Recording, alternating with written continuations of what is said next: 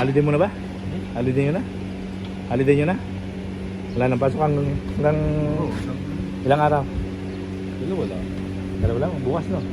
Ah, Siyempre. Monday to Tuesday, di ba?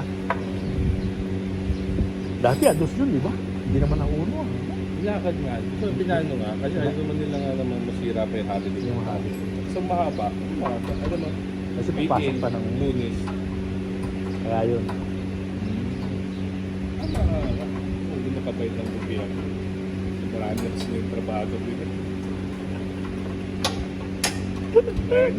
Ang inaalagaan doon yung dati sa trabaho. Dami-dami nilang yan. Siyempre. Kailangan isang malalaki ng tag. Pag lumalayo ng tag, kailangan doon. Is 40. 40. 30-40% ng Oo. taon.